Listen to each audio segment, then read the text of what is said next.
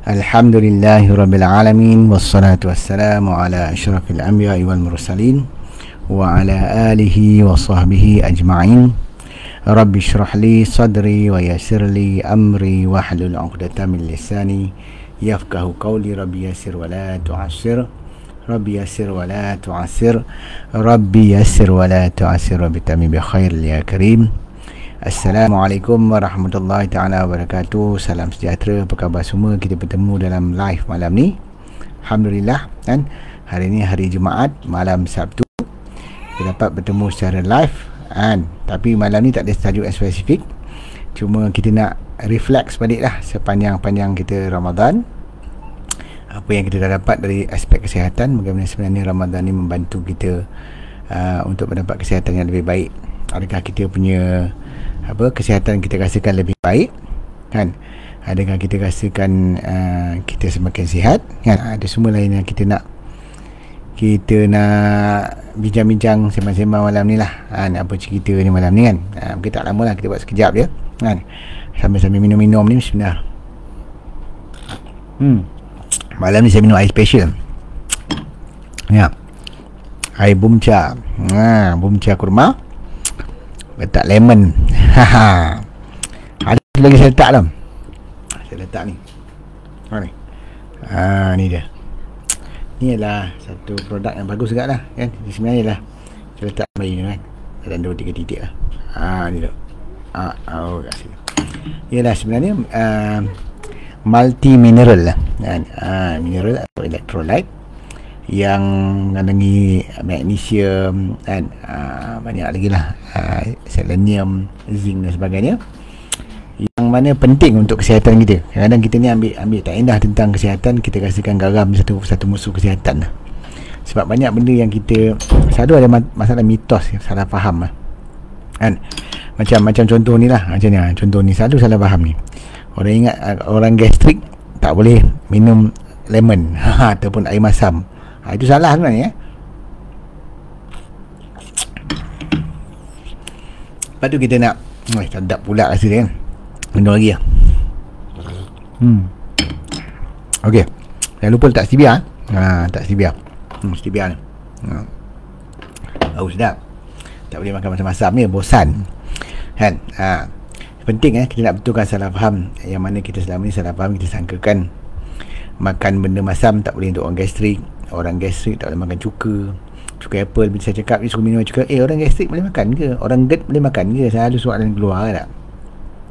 Saya akan jawab pasal pendek, itulah ubatnya. Sebab kadang-kadang kita salah konsep Kita selalu merasakan bahawa orang gastrik ni ataupun orang GERD ni sebab asid terlebih kan. Itu pemahaman yang biasa lah pemahaman tu adalah satu kesilapan sebab sebenarnya bukannya asid terlebih kan. Malahan sebenarnya secara fitrahnya, secara fisiologinya, secara natural dia, memang ada asid dalam perut kita.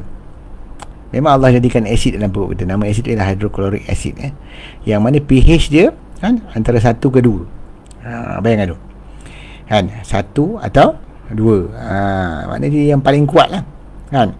Habis tu kalau dah memang dari segi fitrah dia memang ada asid yang paling kuat dalam perut. Apa tu pasal pula kita nak risau tentang asid yang daripada limau, asid daripada cuka, tak? Soalnya kita bayangkan benda limau ni, asid-asid ni dia kakis perut.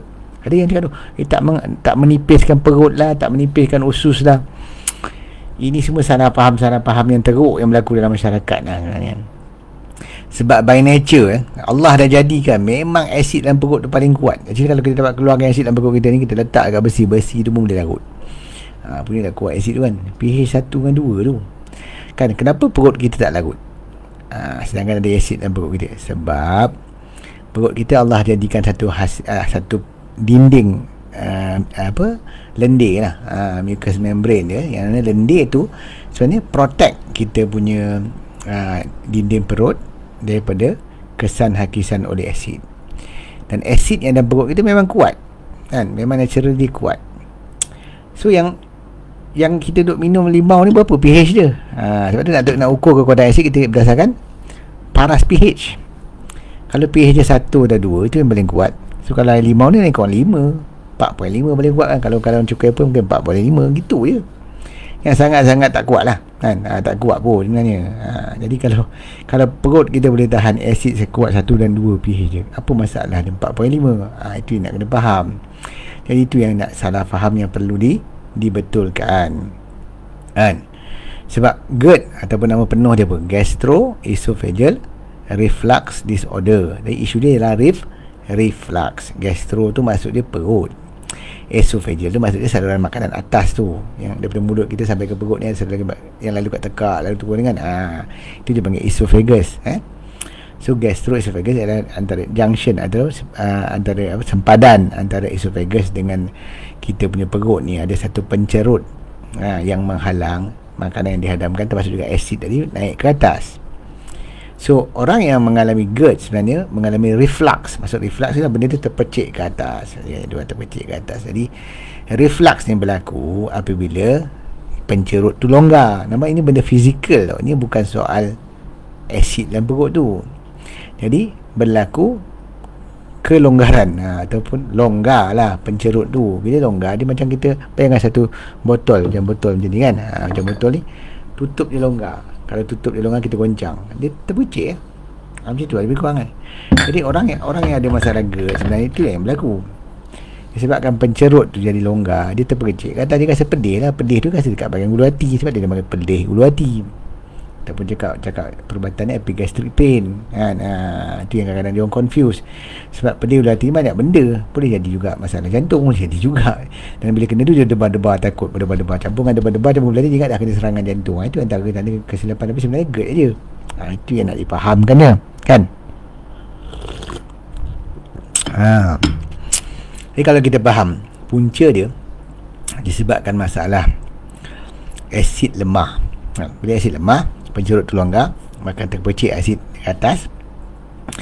Maka cara kita nak pulihkan masalah tu, kita kena tambahkan balik kekuatan asid dalam perut.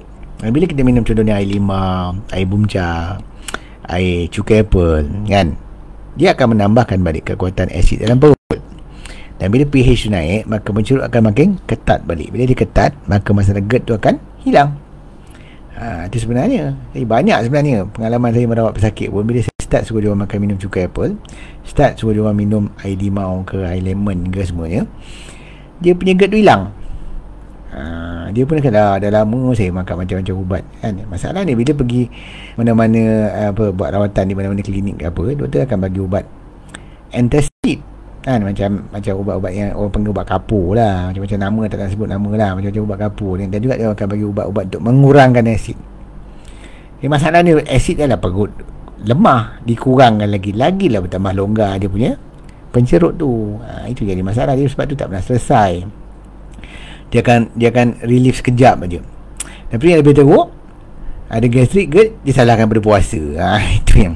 Itu lagi teruk. Dia kata, oh saya ada gastrik, saya ada GERD, saya tak boleh puasa. Ini semua yang masalah ni. Dia sebab tak faham konsep.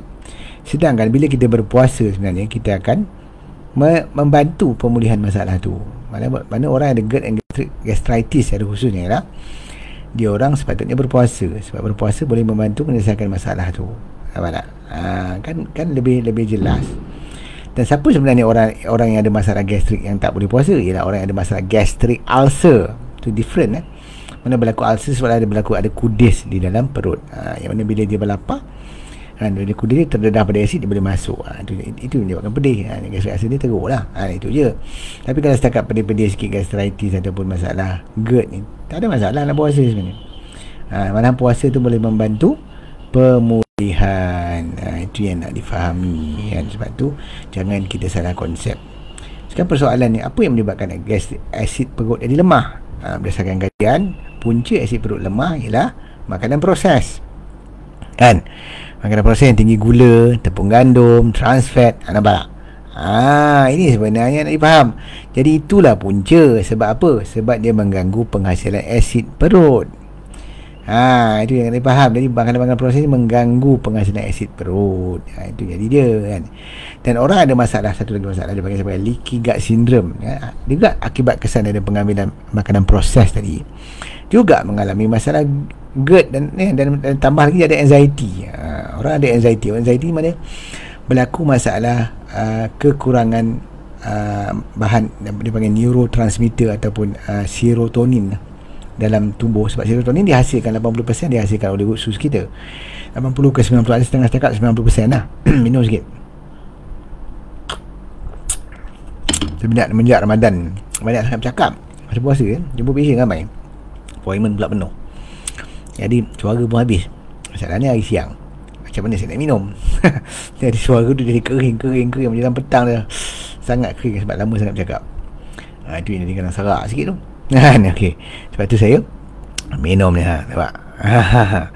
Sebenarnya apa yang saya letak tadi, saya letak air teh kombucha tadi, letak lemon, nampak lemon, dan saya letak ni Mineral Life. Mineral Life ni lah sebenarnya basically garam lah, garam galian yang dia sebenarnya sumbernya daripada laut ni macam garam je lah. Okay. Itulah special lah, nampak tak?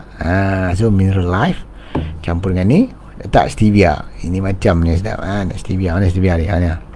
Stevia ni, stevia kan. Stevia kan. Itulah dia. Jadi kita kena pandai. Siapa cakap tak boleh makan benda manis? Boleh. Tapi selagi manis tidak merosakkan. Macam manis ni gula. Sebab kita kena faham, manis ni gula daripada apa? Bahan dalam ni nama dia fruktosa. So fruktosa tu memang manis kan? Tapi kajian menunjukkan pengambilan fruktosa secara berlebihan menyebabkan banyak masalah gangguan metabolisme. Antaranya menyebabkan masalah hati berlemak. Dia boleh menyebabkan masalah perut buncit, insulin resistant. Banyak punca-punca dengan fruktosa yang berlebihan ni. Dan juga dia, yang masalah utama, dia menyebabkan peningkatan paras asid urik. So punca asid urik meningkat ataupun gout tu sebab pengambilan fruktosa yang berlebihan. Jadi kalau kita nak makan sesuatu yang manis, jangan ambil daripada sumber fruktosa, ambil daripada sumber stevia. Contoh ni kan, stevia ni. So apa benda stevia, nampak tak kat botol tu ada gambar apa tu? Itulah namanya daun stevia. Mana stevia ni sebenarnya asalnya daripada satu jenis pokok yang dia ambil daun dia manis kan. Sebab pokok ni berasal daripada Amerika Selatan, di Paraguay ke Uruguay gitu-gitulah, gue ni lah kan. So dah lama digunakan oleh orang asli di sana lah kan, lebih 2000 tahun kan digunakan orang sana. Dan dalam bahasa dia orang, pokok stevia tu namanya daun manis.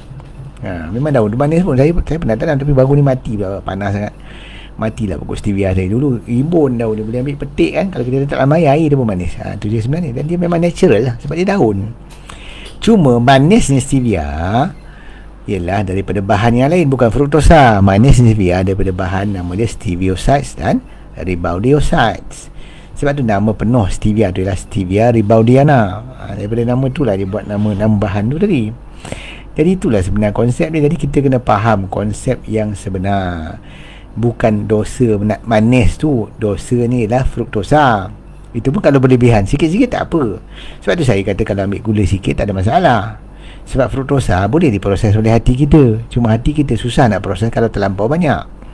Sebab berdasarkan kajian suara memang habis ni, berdasarkan kajian kan, fruktosa ni kalau ambil berlebihan, dia akan membanjiri hati kita.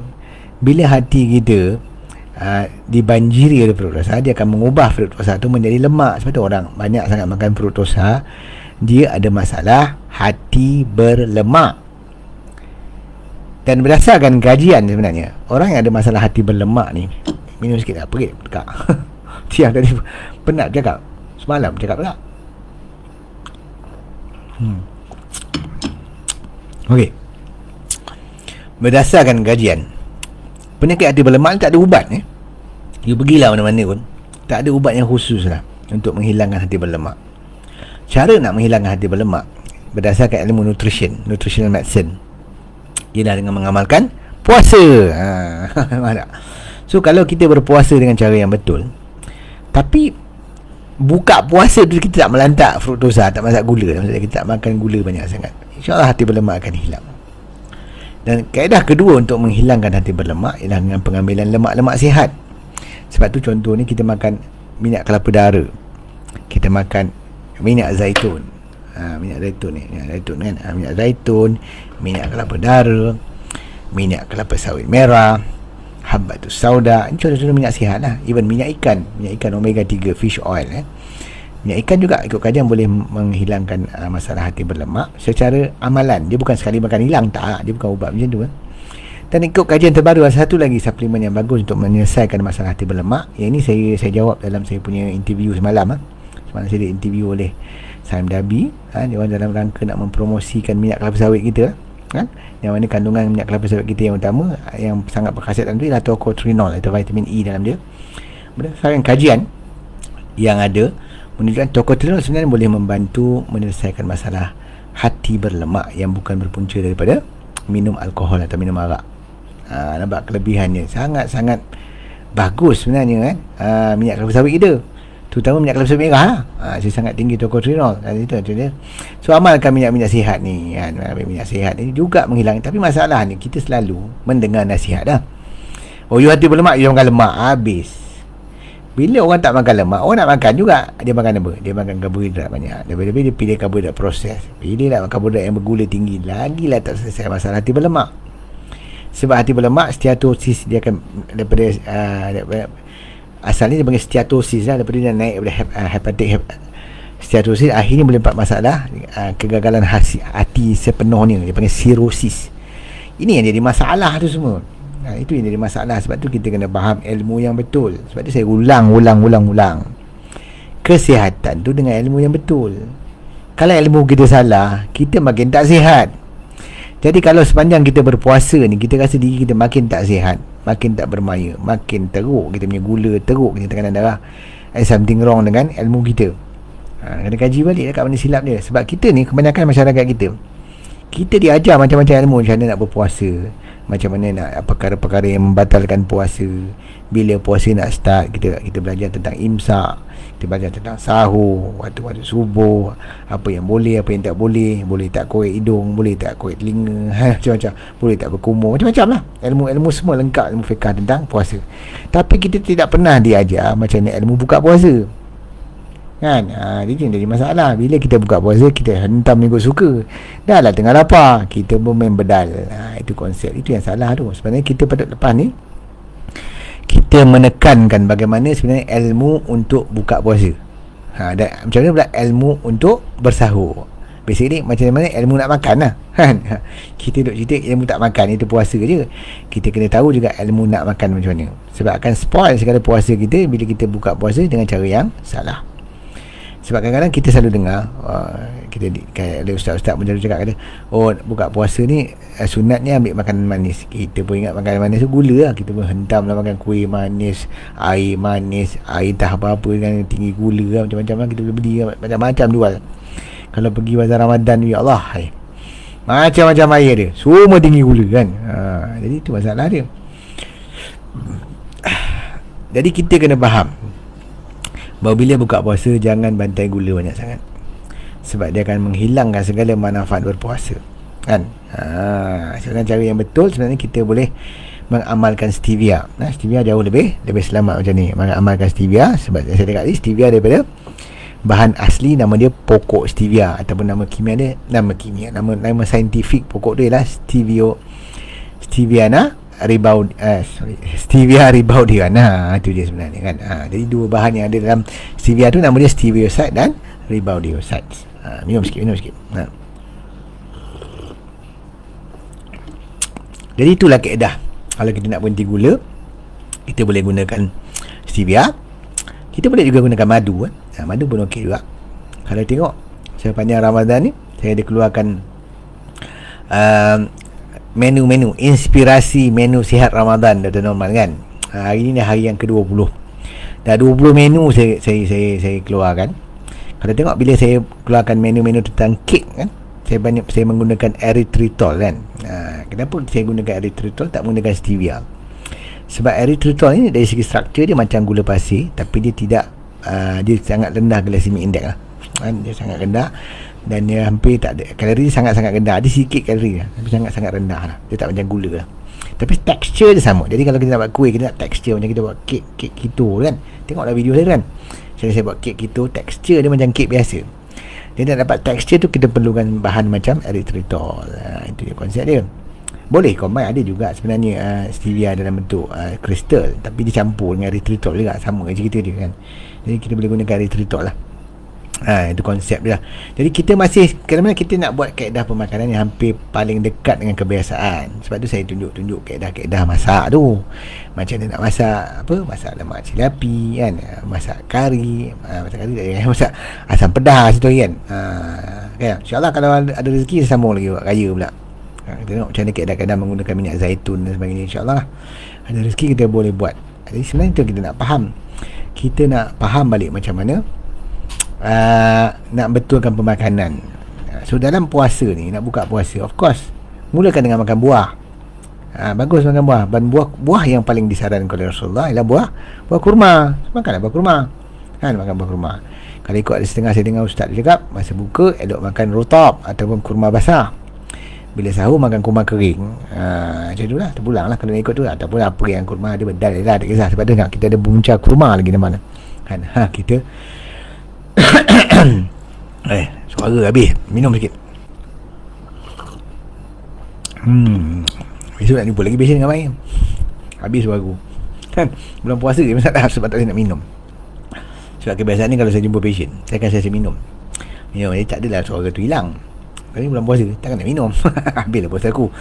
Tapi kena juga jumpa patient, sebab ramai sangat nak jumpa. Sebab kita ni Malaysia ni ada banyak masalah kesihatan. Cuma ini saya banyak jumpa pesakit-pesakit yang ada masalah anxiety. Yang mana selama ni anxiety banyak dirawat dengan cara yang tidak tepat pada punca lah. Sebab kita kalau ikutkan punca dia adalah masalah usus yang dipanggil leaky gut syndrome. Jadi nak merawat dia, kita membetulkan kita punya usus. Itu konsep dia. Itu yang nak diajar tu. Benda tu tak boleh main ambil ubat ni, ambil produk ni, bukan macam tu sebenarnya. Kadang-kadang susah nak jawab soalan. Doktor saya GERD, apa suplemen ambil? Allahuakbar. Dia bukan makan suplemen. Sebenarnya dia kena faham konsep. Konsep dia panggil 4R.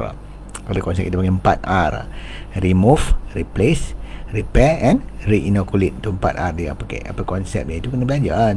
Tengok video saya pasal GERD dan sebagainya, ataupun baca buku saya tu kan, buku pasal GERD dan sebagainya. Sebab tu kita menekankan sebenarnya konsep berilmu. Saya rasa semua pesakit saya ada intelligence, semua kita ada otak, boleh fikir, boleh diajar, dia faham.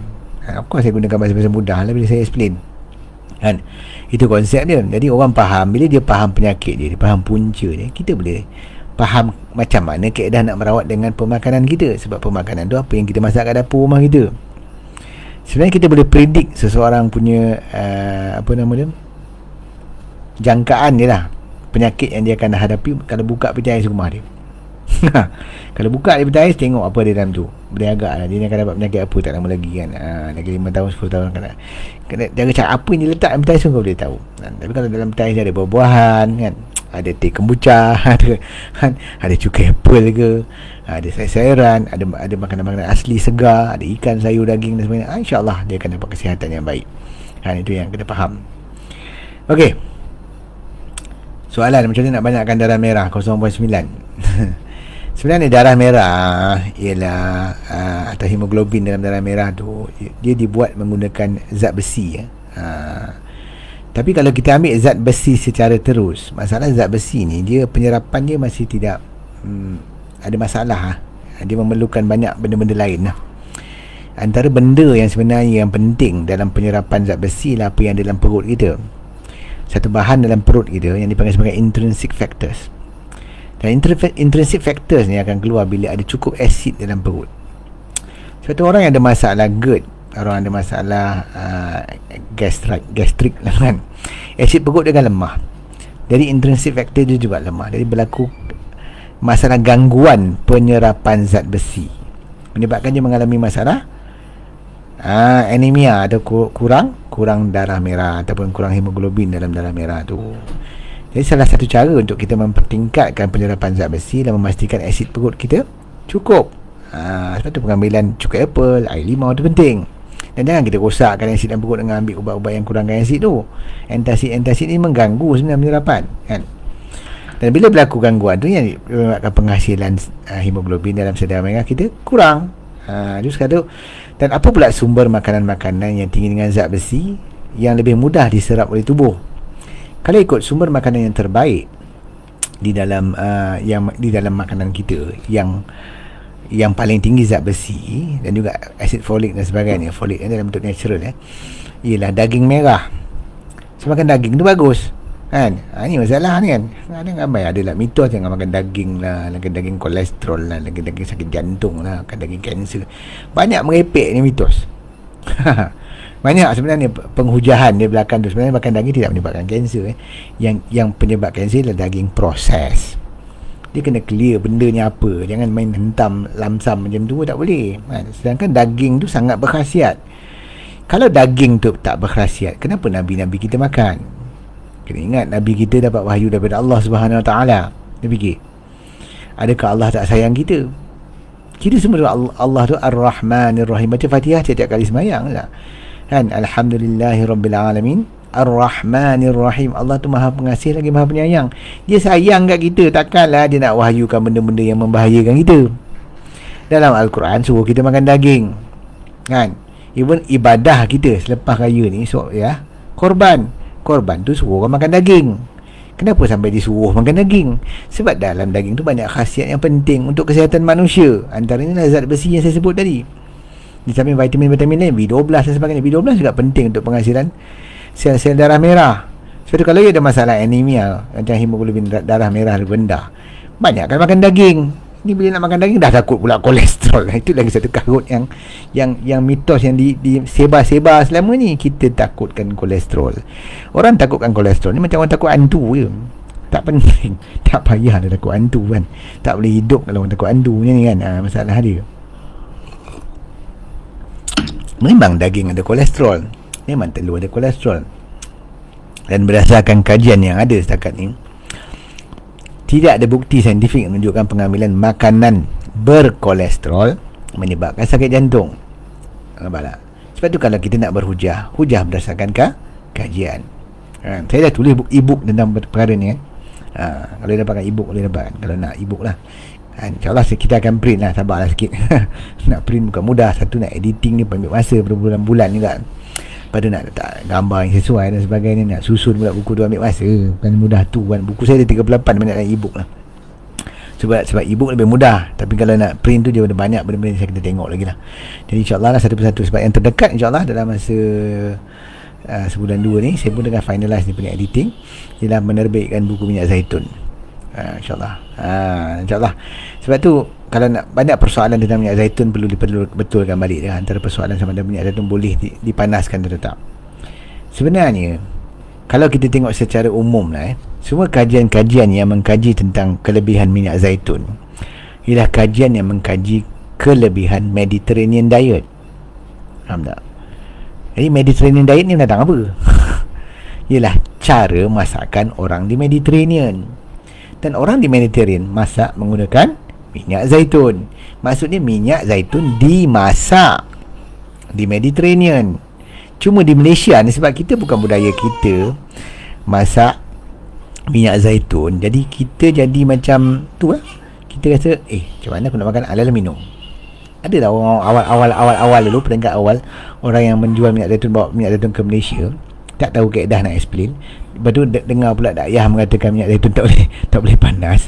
Sebab ilmu separuh tiang kan, macam tu masalah dia. Lepas tu nak mengkaji. Sebab tu saya ambil masa lama juga dalam hampir 4 atau 5 tahun saya kaji tentang minyak zaitun ni. Quite deep lah. Saya baca dan saya tulis buku, saya rujuk jurnal, saya tengok ni, akhirnya keluar lah buku tu. Buku tu saya dah tulis lebih kurang 3 tahun lepas, tapi saya masih tak berhenti. Saya go and research lagi. Saya dah dapat SBN number dia daripada Pustakaan Negara, tapi saya tak terbit sampai ni sebab ada benda yang saya tengah edit dan nak betulkan fakta dia lah. Saya ambil masa sebab dia bukan senang. Ingat senang nak tulis buku. Kalau semua tulis buku ni senang, semudah ABC semua doktor boleh tulis. Itu sebenarnya. So nak tulis buku ni kena tengok fakta dia dan sebagainya. Betul kita check betul, nak kena revise lagi macam-macam benda lah. Bukan mudah lah. Lepas tu kalau kita reference tu, saya akan pergi kat jurnal tu dan saya akan tengok, baca dan sebagainya, tengok betul tak betul apa yang saya katakan, rujukan dan sebagainya. Banyak benda lah. Sebab tu saya dengan keadaan sekarang terlampau sibuk, beban kerja yang banyak kan, jadi kadang agak lambat lah nak buat kan. Kalau saya terus buat lambat, saya tak tidur malam lah, susah, membahayakan kesihatan saya pula. Jadi saya kena balance juga work life balance ni kena betul kan. Kalau kita terlebih kerja kan, terplay out kan. Kena jaga. Sebab penjagaan kesihatan ni bukan sekadar makanan, penjagaan kita punya psikologi stres penting juga. Kena jaga, jangan overwork Kalau tak, kita jangan. Kalau saya nak mengajar tentang kesihatan, saya juga kena jaga kesihatan. Itu konsep dia. Jadi itulah sebenarnya kena ambil masa lah. Jadi sabarlah macam mana. Kalau yang nak jumpa saya tu, saya minta maaf lah kalau terpaksa appointment lambat kan. Ada semalam itu setahun daripada tahun lepas dia nak jumpa saya kan. Akhirnya baru dapat jumpa hari tu. Dia sabar, dia tunggu appointment dia kan. Saya kita dapat selit kan. Kalau mana-mana yang cancel lah, kita selit lah. Jadi macam tu lah. Sebab tu kadang-kadang kita suruh jumpa, sebab kadang-kadang benda tu ada individual punya benda yang kena tengok lah. Dia kena tengok sejarah penyakit dan sebagainya. Macam kadang-kadang orang tanya-tanya ni, dia macam saya tahu lah sejarah dia. Tu masalah dia.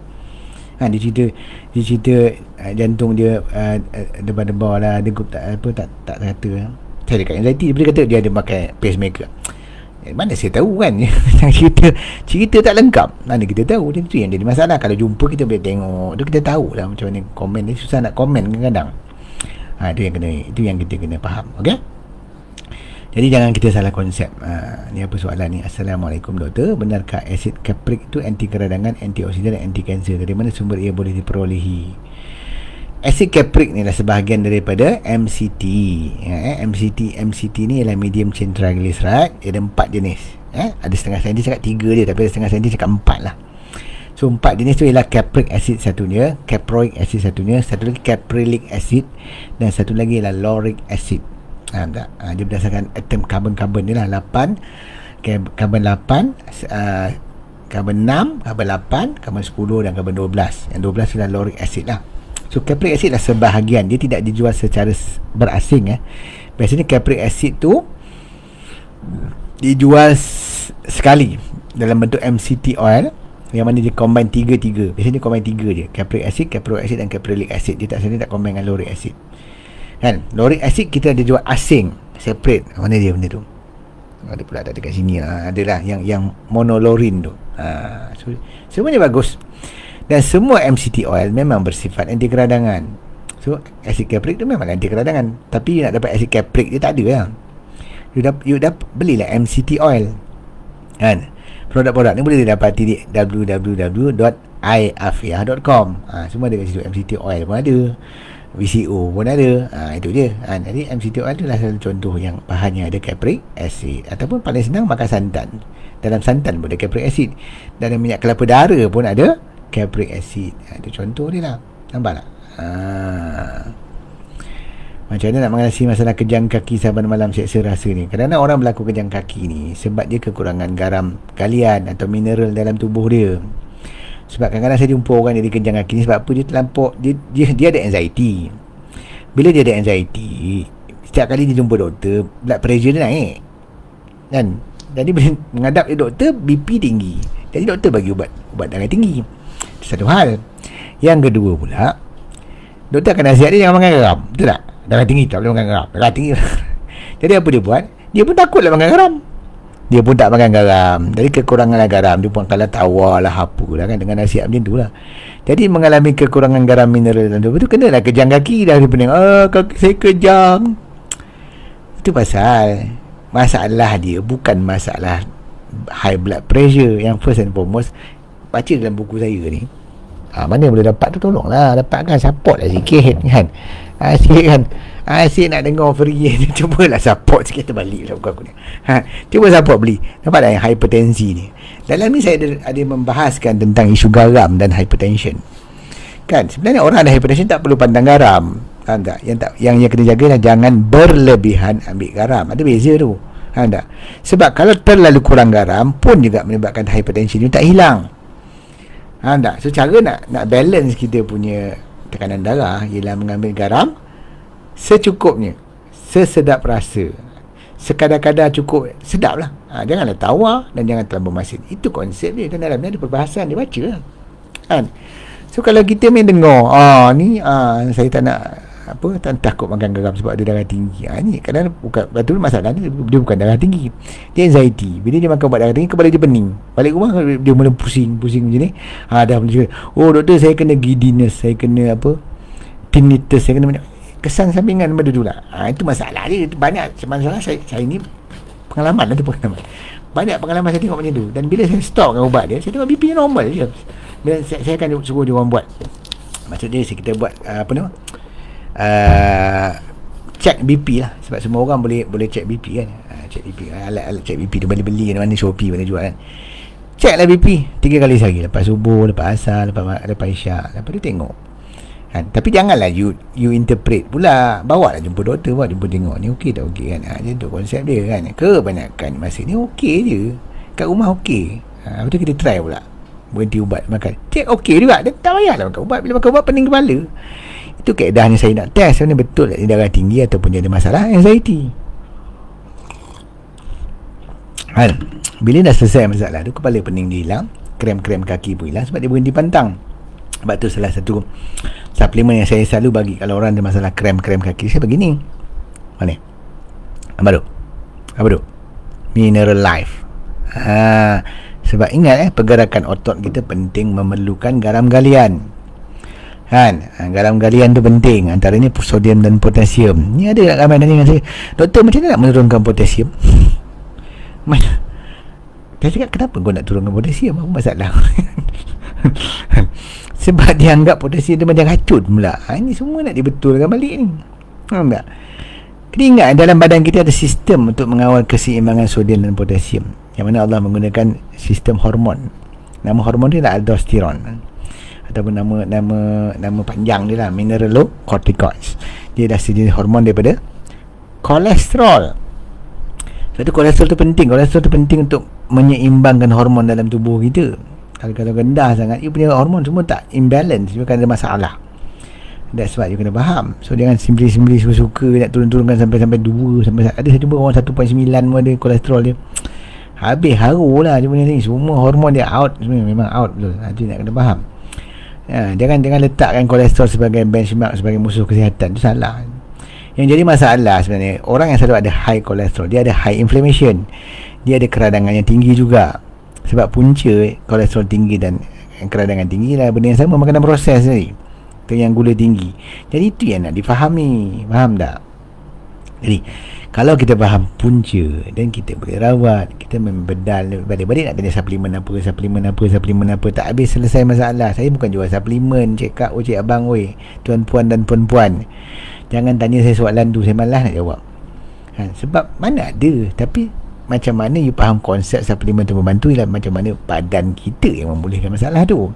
Suplemen ni hanya support pada pemakanan kita. Kita tak tahu sejauh mana makanan kita mengandungi vitamin dan mineral dan khasiat yang kita nak. Jadi kita support dengan suplemen, tapi bukan suplemen tu yang memulihkan. Kan konsep dia berbeza. Faham tak? Jadi kena pastikan masalah kita sebenarnya apa. Macam saya cakap tadi, masalah dia anxiety, tiba-tiba dia dirawat sebagai pesakit darah tinggi, tak ke pening kepala tu. Itu je. Lepas tu dia pergi pandang nak gerak, dapat krem pula. Tak selesai masalah kan. Itu je. Minum sikit lagi, haus lah. Okey. Itu cara konsep dia. Tak susah kalau faham. Sebenarnya ilmu pemakanan ni bukanlah susah sangat. Saya pun dah tulis dalam saya punya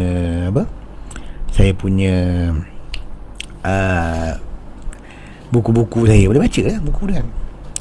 Soalan lagi satu ni, kenapa punca rambut gugur kan? Satu, antara punca rambut gugur ada banyak faktor. Sebenarnya ada banyak faktor lah, bukan semestinya satu dia faktor. Jangan kita cari satu faktor. Banyak faktor berkaitan dengan hormon kan.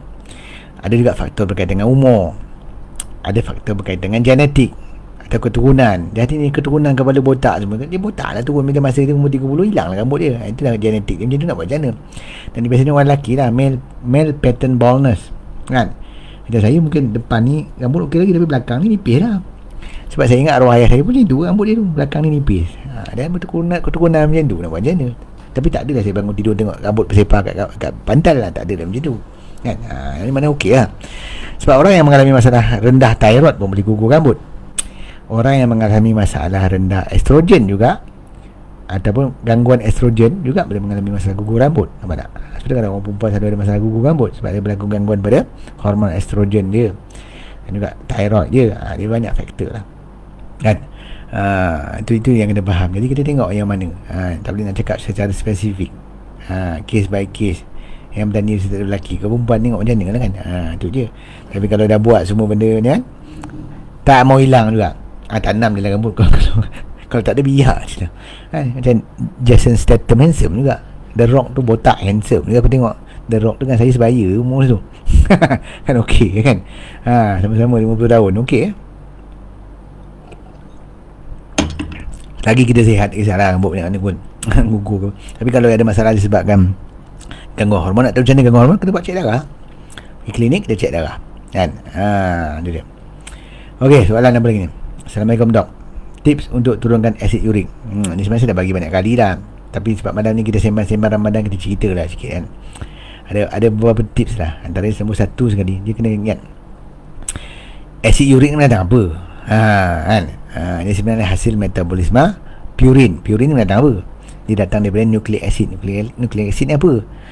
Yang ada dalam kita punya sel, nama DNA tu, dengan DNA ni sibuk dengan mRNA apa NA tu, nucleic acid lah. Semua dia akan jadi purin. Purin akan akhirnya di mana semua jadi asid urik. Faham tak? Dalam badan kita memang ada sistem untuk metabolisme asid urik, dan akhirnya asid urik ni akan keluar dekat kencing. Air kencing itulah. Jadi kalau orang berlaku peningkatan paras asid urik dalam badan dia ada dua sebab. Satu ialah peningkatan penghasilan. Mana badannya menghasilkan banyak asid urik. Mungkin dia lebih banyak makan daging, benda-benda high purin. Contoh.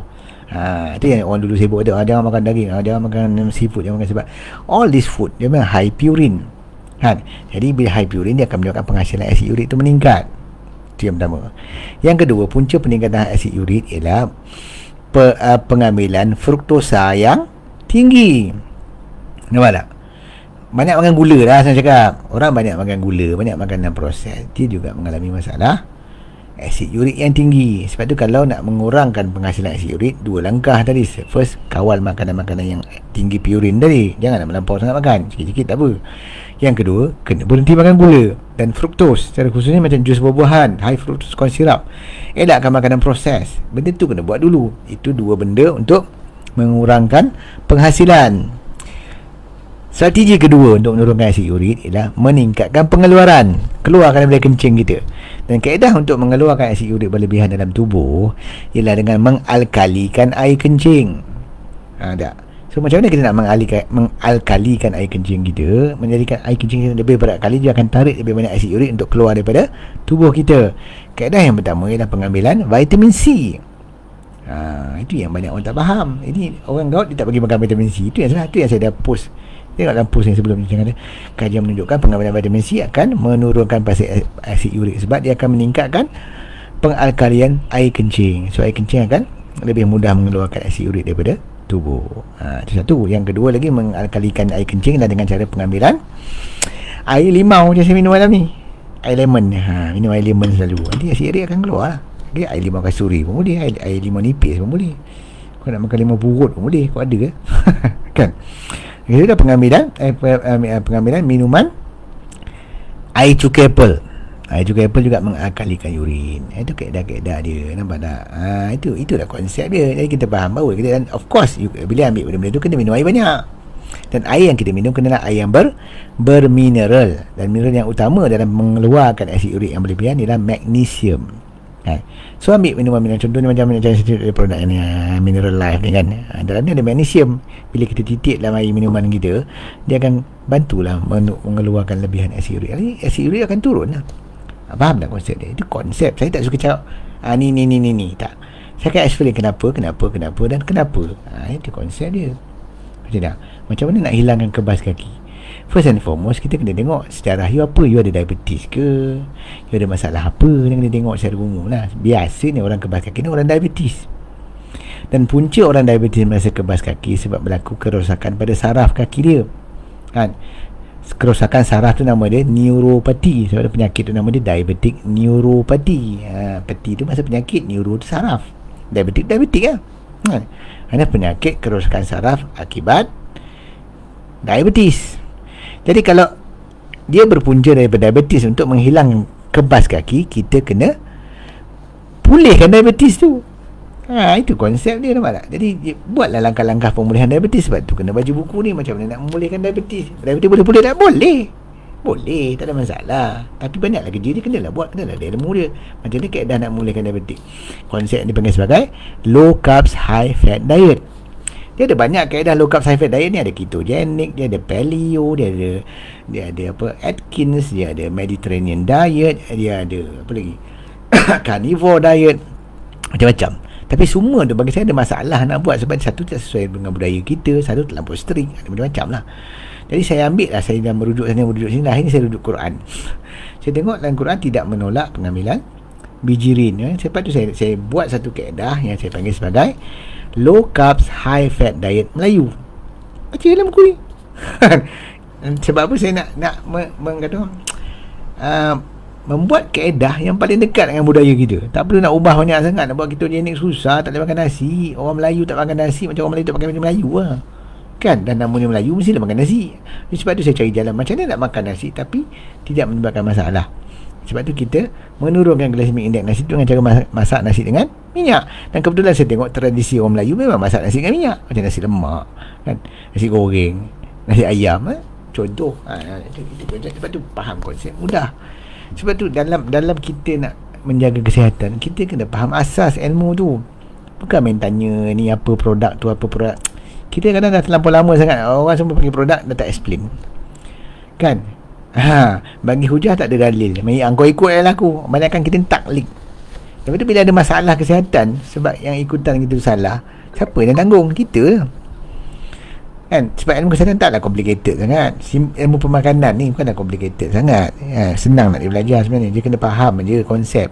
Dia faham konsep, you sendiri yang adjust macam mana nak makan cara yang betul. Itu je. Itulah saya buat. Saya dah tulis dengan dipermudahkan bahasanya, simple. Siap bagi menu apa semua tu. Beli lah, kan? Support lah sikit, kan? Kalau sebesar tu pun tak boleh support, macam mana ilmu nak berkat, kata kan? Bulan Ramadan ni kan kita cari keberkatan. Itu je. Bukanlah apa-apa saya jadi Bill Gates pun. Kalau dia beli buku saya, tak ada pun. Sebab saya tak mengharapkan itu. Sebab tu kita jual, tak adalah mahal. Saya bukan jual buku ni 1,000, tak ada lah. Tak sampai 100 pun. Tak sampai 100. Allah, kalau benda yang tak sampai 100, RM99 tapi boleh memberikan kita faedah kesihatan, it's worth it lah, kan? Sebab apa value kaki kita, apa value buah pinggang kita, apa value mata kita, apa value jantung kita. Siapa boleh letakkan harga, kan? Cuba bandingkan harga satu buku RM99 tapi boleh menyelamatkan mata kita, menyelamatkan jantung kita, menyelamatkan kaki kita daripada kena potong, menyelamatkan buah pinggang kita. Nampak tak? So kalau kita letakkan value yang betul, buku ni terlampau murah, kan? Terlampau murah. Tapi kadang-kadang kita ambil sikap terlampau sangat, semua nak pergi mahal. Saya tanya, buah pinggang kau berapa harga? Kan? Kaki kau berapa harga? Bila nak kena potong barulah nak jumpa saya. Nanti masalah dia tu. Awal-awal tak nak jumpa. Macam mana saya nak buat kalau dah hitam, dah gangrene, saya nak buat macam mana? Itu dia. Sebab tu saya suruh orang belajar ilmu tu dan buat pencegahan di peringkat awal. Selamatkan kaki di peringkat awal. Jangan dah nak kena potong pun nak jumpa, dengan nangis-nangis tak kena potong, nak lagi hospital lah. Ini semua yang susah ni.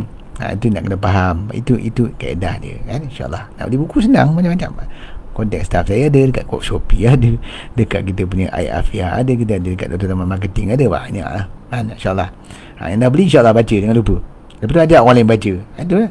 Kita ingat bulan Ramadan ni kita kena banyak kan amal, kan? Salah satu ni amal jariah kita. Ajak orang berkongsi benda-benda baik. Janganlah duk cerita mengutuk orang macam-macam sekarang ni, macam benda mengutuk itu, mengutuk ini, kan?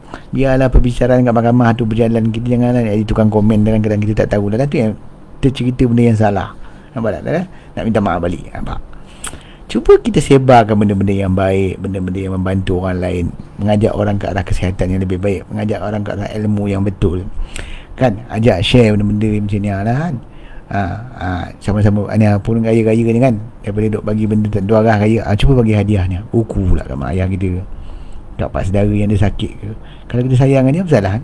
Cuba dia baca, explain sikit. Kalau tak faham, tengok video kat YouTube. Jangan lupa subscribe. Itu cara dia, kan? Jangan lupa subscribe. Itu je. Sebab dengan kita subscribe tu, kita akan dapat info dan kita sebarkan orang. Ajak orang.